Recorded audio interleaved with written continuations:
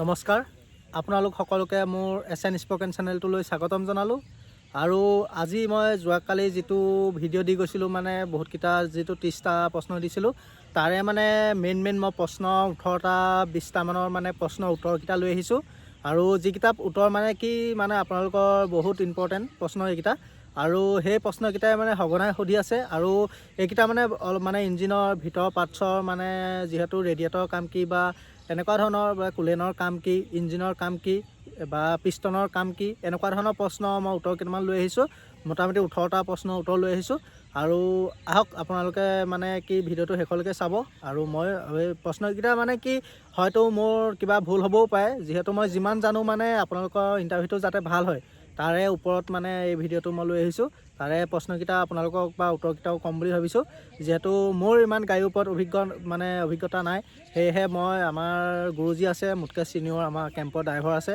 তেওঁলোকৰ পৰা জানি আৰু ময়ো দুই এজন মেকানিকৰ পৰা সুধি পেলানি মানে প্ৰশ্নকেইটা উত্তৰকেইটা কালেক্ট কৰি লৈছিলোঁ সেয়েহে আপোনালোকলৈ মই ভিডিঅ'টো লৈ আহিছোঁ আৰু মানে ভিডিঅ'টো মানে মই প্ৰথমতে মানে প্ৰশ্নখিনি কৈ দিম আৰু মই লাষ্টত উত্তৰখিনি কৈ দিম আপোনালোকে মোৰ ভিডিঅ'টো শেষলৈকে চাই থাকিব আৰু মানে আজি মানে প্ৰশ্নটো হৈছে বা ৰেডিয়েটৰৰ কাম কি তাৰপাছত আপোনালোকৰ কেৰিং চাপৰ কাম কি পিষ্টনৰ কাম কি তাৰপাছত ইঞ্জিন অইলৰ কাম কি এনেকুৱা ধৰণৰ মানে বহুতখিনি প্ৰশ্ন মই আপোনালোকলৈ লৈ আহিছোঁ আৰু প্ৰশ্নখিনি মানে উত্তৰটো দি যাওঁতে গম পাবই ধৰক মই উত্তৰটোৰ সৈতে একেলগে প্ৰশ্নখিনি দি যাম মানে মোটামুটি 20টামান প্ৰশ্ন আপোনালোকলৈ লৈ আহিছোঁ আৰু আজি প্ৰথম প্ৰশ্নটো লৈ আহিছোঁ মানে ৰেডিয়েটৰৰ কাম কি যিহেতু আপোনালোকে সকলোৱে জানেই যে ৰেডিয়েটৰ মানে কি ইঞ্জিনৰ পৰা অহা যিখিনি মানে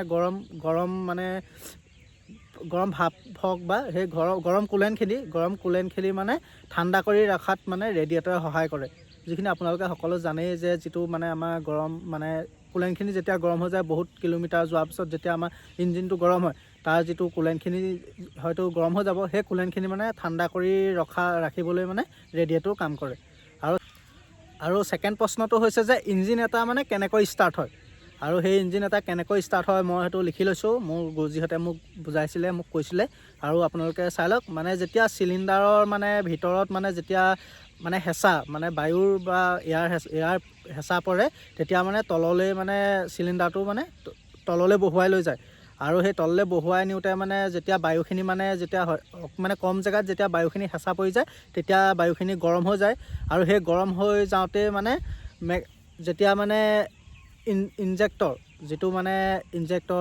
দ্বাৰা মানে তাত ডিজেল স্প্ৰে কৰে আৰু ডিজেল স্প্ৰে হোৱাৰ লগে লগে মানে চিলিণ্ডাৰত মানে জুই জ্বলাৰ দৰে মানে এটা মানে ধামাকা হৈ যায় যিটো ধামাকাত মানে তাৰ ফলত মানে আমাৰ যিটো পিষ্টন থাকে ওপৰলৈ যায় এটা পিষ্টন তললৈ আহে সেইটো তেনেকৈ মানে তল ওপৰ কৰি থাকে আৰু যেতিয়া মানে পিষ্টনৰ মানে ওপৰৰ ফালে গতি কৰে তেতিয়া মানে এইটো ছেকেণ্ড পিষ্টনটো তলৰ ফালে চিলিণ্ডাৰৰ তলৰ ফালে মানে গুচি যায় আৰু তেতিয়া মানে এয়াৰ প্ৰেছাৰটো যেতিয়াই মানে গৰম হৈ যায় সেই তেতিয়াই মানে আমাৰ ইঞ্জিন এটা বা আমাৰ গাড়ীখন ষ্টাৰ্ট হয় আৰু তোমালোকে মানে কি এনেকুৱা মানে পইণ্টকেইটা অকণকৈ কৈ দিলেও তোমালোকৰ হয়তো ইণ্টাৰভিউ পাছ কৰি যাবা সেয়েহে মই শ্বৰ্টকৈ তোমালোকক বুজাবলৈ চেষ্টা কৰিলোঁ আৰু ময়ো যিমান জানো মোৰ গুৰুজীহঁতেও যিমান জানে মই অলপকৈ বুজাবলৈ চেষ্টা কৰিলোঁ আৰু তাৰপিছত মানে ইঞ্জিনটো মানে এনেকৈ ষ্টাৰ্ট হয় তাৰপিছত মানে 3 নম্বৰ প্ৰশ্নটো হৈছে যে কেৰিং চাপৰ কাম কি যিটো মানে আমাৰ কেৰিং চাপ থাকে মানে কেৰিং চাপৰ কাম কি মানে পিষ্টনক মানে ওপৰ তল কৰিবলৈ মানে যিটো মানে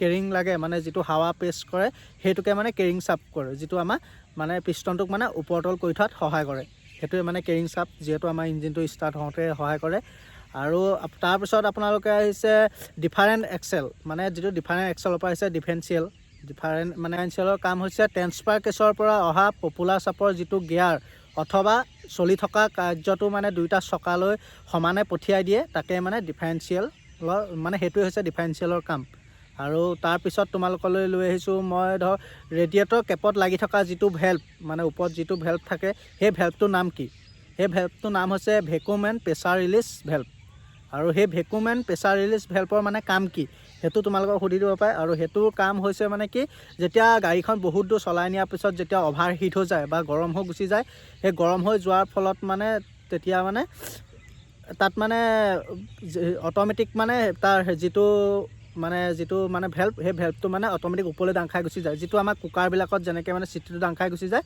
সেই তেনেকৈ ওপৰলৈ দাং খাই গুচি যায়। আৰু সেইটো যেতিয়াই মানে ওপৰলৈ দাং খাই যায় মানে অলপ দূৰ যোৱাৰ পিছত মানে কুলেন চলেন থাকে, মানে যিহেতু অলপ দূৰ যোৱাৰ পিছত আকৌ ঠাণ্ডা হৈ গুচি যায়। আৰু সেই মানে তাৰ ভেল্ভটো মানে সেইটোৱে কাম হৈছে। আৰু তেনেকুৱা ধৰণৰ কাম। আৰু ৰেডিয়েটৰৰ কাম কি? ৰেডিয়েটৰৰ কামটো কি তোমালোকে জনাই, ধৰক ইঞ্জিনৰ পৰা যিখিনি মানে গৰম কুলেন আহি থাকে, সেই গৰম কুলেনখিনি মানে ঠাণ্ডা কৰি ৰাখে। আৰু সেইটোৱে ৰেডিয়েটৰৰ কাম। মানে এনেকুৱা ধৰণৰ মই বহুতকেইটা প্ৰশ্ন লৈ আহিছোঁ, আৰু মই প্ৰতিটো প্ৰশ্ন কৈ দিছোঁ তোমালোকক, যিহেতু তোমালোকৰ মানে ইণ্টাৰভিউত বহুত সহায় হ'ব। পিছৰ প্ৰশ্নটো হৈছে যে কুলেনৰ কাম কি? কুলেনৰ কাম কি মানে গাড়ী এখন যেতিয়া বহুত দূৰ মানে চলি যায়, তেতিয়াহ'লে তাত মানে ইঞ্জিনটো পূৰা গৰম হৈ যায়।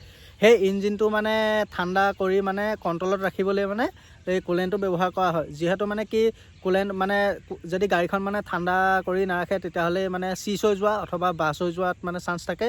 সেইটো মানে কুলেন আৰু ৰেডিয়েটৰ মানে সেইটো সহায়ত সেইটো মানে কণ্ট্ৰল কৰি থাকে। আৰু তাৰ পিছৰ প্ৰশ্নটো হৈছে যে মবিলৰ কাম কি? মবিলৰ কামটো ঠিক মানে তেনেকুৱাই, যিটো মানে ইঞ্জিনৰ গতিবৃদ্ধি বঢ়ায়। যিহেতু মানে কি এতিয়া মানে দুটা লোহাৰ যেতিয়া ঘঁহনি হৈ থাকে, ধৰক ইঞ্জিনৰ ভিতৰৰ পাৰ্টছবোৰ যেতিয়া ঘঁহনি হৈ থাকে, তেতিয়াতো তাত মানে বহুত প্ৰেছাৰ পৰে। যিটো মানে প্ৰেছাৰত মানে গৰম হৈ যায় মানে তাৰ পাৰ্টছবোৰ। যাতে সেই পাৰ্টছবোৰ গৰম হৈ নাযায়, যাতে বেছি মানে ঘঁহন নাখায়, তাৰ কাৰণে মানে মবিলটো ব্যৱহাৰ কৰা হয়। আৰু সেই পাৰ্টছখিনি মানে মুভিংটো স্পীডত হয়, যাতে গৰম হৈ নাযায়। আৰু মানে যাতে ইঞ্জিনৰ মানে বা গাড়ীখনৰ লাইফ টাইমটো মানে বঢ়াই থাকে, সেইটো কাৰণে মানে মবিল ইউজ কৰা হয়। মানে কি ইয়াৰ পিছৰ প্ৰশ্নটো হৈছে ইঞ্জিনৰ কাম কি?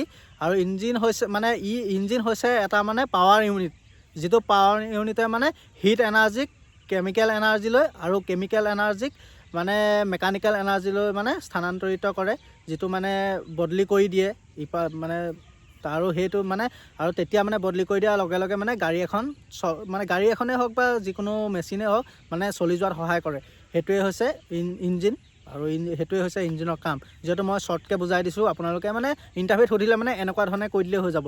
যিটো মানে কি মানে হৈছে মানে ইঞ্জিন হৈছে এটা পাৱাৰ ইউনিট। ইয়াৰ কাম হ'ল মানে হিট ইঞ্জিনক কেমিকেল এনাৰ্জিলৈ আৰু কেমিকেল এনাৰ্জিক মানে মেকানিকেল এনাৰ্জিলৈ বদলি কৰি গাড়ী এখনক চলোৱাত সহায় কৰে। এনেকুৱা ধৰণে কৈ দিলে তোমালোকৰ উত্তৰ হৈ যাব। তাৰপিছত আপোনালোকৰ নেক্সট প্ৰশ্ন হৈছে ডাইনামোৰ কাম কি? ডাইনামোৰ কাম আপোনালোকে জানেই যে যেতিয়া গাড়ী এখন চলি গৈ থাকে, তাত বেটেৰীটো চাৰ্জ দিয়া থাকে, মানে বেটেৰীটো চাৰ্জ হয়। আৰু বেটেৰীটো চাৰ্জ হ'লে ধৰক মানে গাড়ী এখনৰ লাইটৰ পৰা ধৰি মানে সকলো মানে পাৱাৰ বাঢ়ি যায়। যিহেতু যেতিয়া আমি গাড়ী এখন মানে কি ষ্টাৰ্ট নিদিয়াকৈ ডাইৰেক্ট যেতিয়া লাইটটো দি দিওঁ, তেতিয়া আমাৰ পাৱাৰটো কমি যায়। আৰু যেতিয়া আমি গাড়ীখন ষ্টাৰ্ট দি লওঁ মানে তেতিয়া বেটেৰী পাৱাৰ মানে লাইটৰ পাৱাৰ বাঢ়ি যায়। আৰু যিহেতু মানে তেতিয়া মানে ডাইনামোৰ চাৰ্জ হয়, মানে বেটেৰীটো চাৰ্জ হৈ যোৱাত সহায় কৰে। আৰু ডাইনামোৰ কাম এইটোৱে। আৰু আপোনালোকে জানেই যে মই বেলেগৰ পৰা চাই লৈছোঁ, আৰু যিহেতু মোৰ অভিজ্ঞতাৰ ফালৰ পৰা অলপ আপোনালোকক বুজাই দিছোঁ। আৰু আপোনালোকে যদি কিবা ভুল হয় মোক ক্ষমা কৰি দিব, যিহেতু যিমান পাৰোঁ মই সিমান সহায় কৰিবলৈ চাইছোঁ। আৰু ইয়াৰ প্ৰশ্নকেইটা হৈছে এয়াৰ ফিল্টাৰৰ কাম কি? আৰু মই এতিয়া মেইন মানে আপোনালোকে এই প্ৰশ্নকেইটা প্ৰতিটো প্ৰশ্নই মানে ইম্পৰ্টেণ্ট, আপোনালোকে ভালদৰে চাই যাওক। মানে মই যিকেইটা কৈছোঁ সেইধৰণে ক'লেও আপোনালোকে ইণ্টাৰভিউ ভাইভাত পাছ কৰি যাব, যিহেতু গাড়ী চলাবলৈ আপোনালোকে চান্স পাব। যিহেতু আপোনালোকে ভাইভাত বহুত ৰিজেক্ট কৰিছে, আপোনালোকে জানেই হয়তো। আৰু সেইটো কাৰণে আপোনালোকে প্ৰশ্নবোৰ মানে উত্তৰকেইটা ভালদৰে দিবলৈ চাব। সেয়েহে মই তোমালোকৰ কাৰণে চেষ্টা কৰিছোঁ যে এইকেইটা প্ৰশ্ন ক'লেও মানে উত্তৰকেইটা ক'লেও যাতে তোমালোক মানে ইণ্টাৰভিউ মানে ভাইভা টেষ্টত মানে উত্তীৰ্ণ হোৱা। আৰু এতিয়া নেক্সট প্ৰশ্ন মানে এয়াৰ ফিল্টাৰৰ কাম কি? মানে অইলৰ যিটো মানে লেতেৰা যিটো জমা হৈ থাকে, মানে লেতেৰাবোৰ মানে জমা কৰি ৰাখিবলৈ মানে এইটো এয়াৰ ফিল্টাৰ মানে ব্যৱহাৰ কৰা হয়। আৰু তাৰ পিছৰ প্ৰশ্নটো হৈছে এয়াৰ ষ্ট'নাৰ কাম কি? যিটো মানে অইলখিনি এয়াৰ ষ্ট'নাৰ হৈছে যিখিনি অইলখিনি মানে ওপৰত মানে অইল ফিল্টাৰৰ যিটো ওপৰত থাকে, যিটো মানে আমাৰ অইল ষ্টেনাৰ, আৰু সেই অইল ষ্টেনাৰত যিটো লেতেৰাবোৰ মানে জমা কৰি ৰাখে মানে ইয়াত, সেইটোৱে হৈছে অইল ষ্টেনাৰ। তাৰপাছত অইল পাম্পৰ কাম কি? আৰু অইল পাম্পৰ কাম হৈছে মানে অইল ষ্টেনাৰৰ যিটো মানে ইঞ্জিনৰ সকলো অংশলৈ মানে সকলো অংশ বা সকলো পাৰ্টছলৈ ভাগ বতৰা কৰি মানে কাম কৰাই মানে এইটো হৈছে অইল পাম্প। আৰু তাৰপিছত হৈছে আৰু ৱাটাৰ পাম্পৰ কাম কি? এইটো হৈছে মানে কি যিটো আমাৰ ৰেডিয়েটৰৰ পৰা মানে কুলেন সংগ্ৰহ কৰি ৱাটাৰ জেকেললৈ পঠিয়াই দিয়ে, যিটো আমাৰ হৈছে এইটো ৱাটাৰ পাম্পৰ কাম। আৰু তাৰ পাছৰ মানে প্ৰশ্নটো হৈছে অল্টাৰনেটৰ কাম কি? যিটো আমাৰ অল্টাৰনেটৰ কাম হৈছে বেটাৰীটো মানে চাৰ্জ কৰি ৰখা, যিটো আমাৰ ডাইনামোৰ এইটো হৈছে একেই ডাইনামোৰ টাইপৰ, এইটো মানে বেটেৰীটো চাৰ্জ কৰি ৰখা। তাৰপিছত ৰেডিয়েটৰ মানে ৰেডিয়েটৰৰ আপাৰ কেপৰ কাম কি? যিটো আপাৰ কেপৰ কাম হৈছে মানে ৰেডিয়েটৰ মানে যিটো আমাৰ কুলেণ্টটো যেতিয়া গৰম হৈ যায় মানে সেই গৰম কুলেণ্টটো মানে প্ৰেছাৰটো মানে কণ্ট্ৰল কৰি ৰাখিবলৈ মানে আপাৰ কেপৰ ব্যৱহাৰ কৰা হয়। আৰু ৰেডিয়েটৰ মানে হৰ্চৰ কাম কি? যিটো মানে ৱাটাৰ বা আমাৰ জেকৰ যিটো ছেক্টৰ থাকে ছেক্টৰৰ পৰা ৰেডিয়েটৰলৈ মানে কুলেণ্টখিনি পঠিয়াবলৈ আমাৰ মানে ৰেডিয়েটৰ হৰ্চ ব্যৱহাৰ কৰা হয়। আৰু প্ৰশ্নবোৰ ধৰক এনেকুৱা ধৰণে আপোনালোকৰ হয়তো মোৰ অলপ ভুলো হ'ব পাৰে, আপোনালোকে মানে যিমান পাৰোঁ মই সিমান বুজাবলৈ চেষ্টা কৰিলোঁ। আৰু আজিলৈ মোৰ ভিডিঅ'টো ইমানেই। আপোনালোকে যদি কিবা প্ৰশ্ন থাকে মোক কমেণ্ট কৰি থ'ব, আৰু মই হয়তো আমাৰ কেম্পৰে মানে মেকানিকো আছে, যিহেতু ড্ৰাইভাৰো আছে, সকলোৰ পৰা জানি আপোনালোকক ক'বলৈ মই চেষ্টা কৰিম। আজিলৈ ভিডিঅ'টো ইমানেই। বাই বাই, জয় হিন্দ।